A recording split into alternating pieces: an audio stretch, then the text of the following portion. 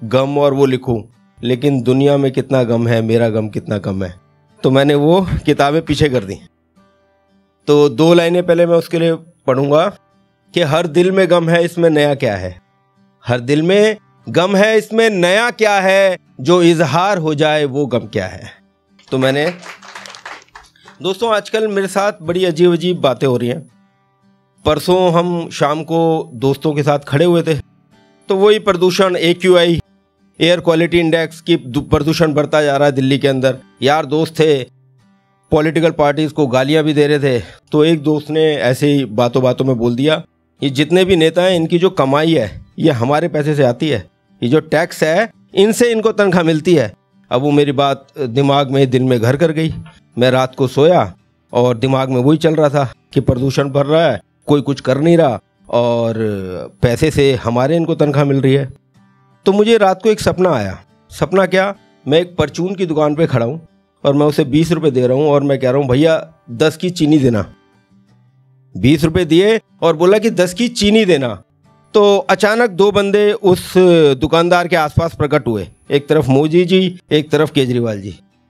जैसे ही मैंने 20 रुपये दिए, मोदी जी कहते हैं भाई मेरा GST दे दे, और उधर केजरीवाल जी कहते हैं भैया तू मेरा स्टेट टैक्स दे दे। इतने में दुकानदार बोल रहा उनको कि भैया मैं पहले पैसे काट लूँ क्या? तो कह रहे नहीं नहीं मेरा GST दे दे, वो दे दे। और मेरा उसी वक्त जो है सपना टूट गया। अच्छा, प्रॉब्लम यहाँ तक नहीं है कि वो तो अपना अपना ले गए, मेरी प्रॉब्लम ये है कि मैंने 10 रुपये वापस लिए या नहीं लिए, ये मेरे को अभी तक पता नहीं चला। तो मैं उस पेशोपेश में हूँ। अच्छा, एक दिन क्या हुआ कि प्रदूषण बढ़ रहा था, तो अंदर से खुरक उठी, दिल्ली वाले हम लोग। तो मैं पहुँच गया। मैंने कहा जो भी कार्य करता हूँ, आपका यहाँ पे राज है, मतलब आप पार्टी का है। तो मैं उनके दफ्तर पहुँच गया, विकासपुरी में रहता हूँ। तो देखते ही साथ गेट पे रोक लिया मुझे गेट कीपर ने। गेट कीपर बोले कि जी भाई साहब कोई चंदा देने आए हो? मैंने कहा नहीं। कह रहे कोई आप सदस्यता लेने आए हो आपकी? मैंने कहा नहीं। कह रहे कोई अपने इलाके में ठेका खुलवाना है आपने? मैंने कहा नहीं। कह रहे फिर यहाँ क्यों आए हो आप? कह रहे फिर क्यों आए हो आप? मैंने कहा भाई मेरी समस्या है। कह रहे भाई कोई भी समस्या है, आप पागल तो नहीं है? अगर कोई समस्या है तो LG के पास जाए, आपको कोर्ट का ऑर्डर नहीं देखा आपने कि LG है असली मालिक? मैंने कहा ठीक कह रहा है। मैं उधर चला गया, LG के दफ्तर चला गया। वहां पे जाके मैंने बोला जी मेरी एक समस्या है। कह रहे आप पागल तो नहीं है? आपने हमें वोट दिया है क्या? आपने हमें वोट दिया है जो हमारे साथ आप बात कर रहे हैं यहाँ पे? आप जाइए यहाँ से। मैंने देख लिया 2-3 पत्रकार भी हैं। मैं वहीं जमीन पे लेट गया और हाहाकार मचा दी मैंने। मेरी कोई नहीं सुन रहा। तो सब आगे, पत्रकार भी आ गए। तो उनका एक अफसर आया पास में। अफसर पास में आके बोला कि भाई साहब कोई दिक्कत नहीं है, आप अपना नाम, अपने रिश्तेदारों का नाम, अपने दोस्तों का नाम और सिर्फ फ़ोन नंबर लिख दीजिए, कोई दिक्कत नहीं है। मैंने कहा बात बन गई। मैं अपना लिखने लगा। तो जो अफसर था मैंने उससे पूछ लिया। मैंने कहा कि भाई साहब ये मैं लिख रहा हूँ किस लिए? कह रहे कोई दिक्कत नहीं है भाई साहब, ED के छापे पड़ेंगे आप पे, आपके घर, रिश्तेदार और दोस्तों पे पड़ेंगे। मैंने उसी के 2000 एक पन्ने के 2000 टुकड़े किए, मैं वहाँ से भाग गया। 5 मिनट बाद आके मैंने कहा ये तो इससे भी पता लगा लेंगे। उठा के मैंने वो पर्चे खा लिए। उसके बाद मैं वापस पहुंचा उनके पास। अच्छा, इस बार मेरा लक अच्छा था कि अंदर से आवाज़ें आ रही थी। जो मैं दफ्तर में था, कुछ सीनियर्स लोग अंदर से थे, तो आवाज़ें आ रही थी कि मनीष अगर तुम पैसा खाओगे तो तुम जेल जाओगे, और अगर मैं पैसा खाऊंगा तो मैं जेल जाऊंगा। मैंने कहा ये तो बढ़िया मौका है। मैंने बाहर शोर मचा दिया। तो सारे सीनियर बाहर आ गए। सीनियर बाहर आके मुझे पूछते हैं कि भाई साहब क्या हो गया? मैंने कहा ऐसे ऐसे भैया प्रदूषण बढ़ रहा है, तुम क्या कर रहे हो? कह भाई साहब आप पागल तो नहीं हो? यहाँ ED के छापे पड़ रहे हैं, समन आ रहा है और आपको AQI की पड़ी है। मेरे को बड़ी आत्मग्लानि हुई। मैंने कहा यार ये गलत काम है, मैंने छोड़ दिया वो। चलिए अब अपनी औकात पे आते हैं। फैमिली जो है 75% पुरानी है, तो उन्हें पता है। मेरी कविता है मुन्ना दिल्ली से हूँ। मैं गाली गलौज पे उतर आऊँगा। तो दिल्ली वालों के दिल और दिमाग में क्या चलता है वो सब मैं एक्सप्लेन करता रहता हूँ। तो आज कुछ चीज़ें आपके सामने लेके आया हूँ। मुन्ना दिल्ली से हूँ, मैं गाली गलौज पे उतर आऊँगा। जगह जगह जन शौचालय खोलने वालों, पब्लिक टॉयलेट्स, जगह जगह जन शौचालय खोलने वालों, मैं पेड़, दीवार, खंबे से चिपक जाऊंगा मगर तुम्हारे दर पे ना आऊंगा। मैं दिल्ली से हूं मुन्ना, मैं गाली गलौज पे उतर आऊंगा। स्वाभिमानी आदमी है। टॉयलेट काहे को यूज करें हम सरकार का? छिल जाए घुटने कोनी परवाह नहीं, छिल जाए घुटने कोनी परवाह नहीं, स्कूटी में एक हाथ से ही चलाऊंगा। मुन्ना मैं दिल्ली से हूं, मैं गाली गलौज पे उतर आऊंगा। भाई मोबाइल कौन चलाएगा? हमारे टाइम में ऐसे वाले थे, अब प्रो आ गए हैं, वो चैटिंग भी कर लेते हैं मोबाइल से, हंस भी ले रहे हैं, रो भी ले रहे हैं।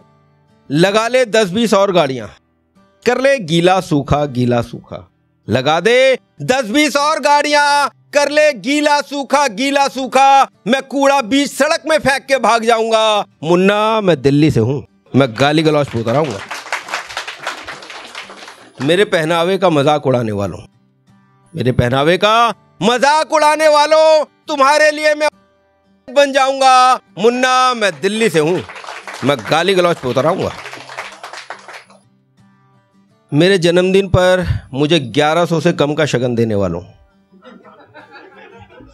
मेरे जन्मदिन पर मुझे 1100 से कम का शगन देने वालों, मैं तुम्हारी प्लेट से गुलाब जामुन, समोसा और चिप्स उठा ले जाऊंगा। मुन्ना मैं दिल्ली से हूं, मैं गाली गलौज पे उतर आऊंगा। अब देखिए कितना दिल्ली का आदमी साफ स्पष्ट है। जरूरी काम है, मैं 1 बजे 13वीं पे ना आ पाऊंगा। 13वीं होती है, सबको पता ही है। जरूरी काम है, मैं 1 बजे 13वीं पे ना आ पाऊंगा, हाँ 2 बजे भंडारे पे पहुंच जाऊंगा। मुन्ना मैं दिल्ली से हूं, मैं गाली गलौज पे उतर आऊंगा। हे भगवान कर दे मेरी हर मुराद पूरी, मैं 5100 का प्रसाद चढ़ाऊंगा। क्या बोल दिया? कितने का?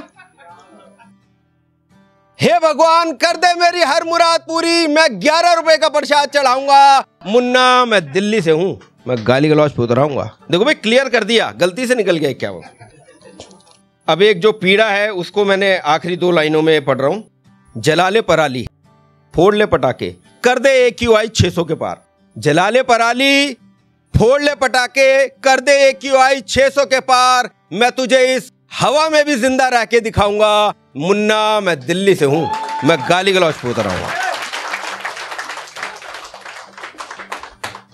एक मेरी छोटी सी, जब आज से 10-12 साल पहले की एक छोटी सी कविता है ये, एकदम साधारण, इसमें कोई इंसान नहीं है, तो बड़े प्यार से लिखी, एकदम साधारण सी है, तो वो आपको मैं सुनाना चाह रहा हूँ। इसकी उम्र 10-12 साल है और इसमें इसकी विशेषता यह है कि इसमें कोई इंसान नहीं है, सिर्फ प्रकृति है और मैं हूँ। प्रकृति कोई लड़की नहीं है, नेचर।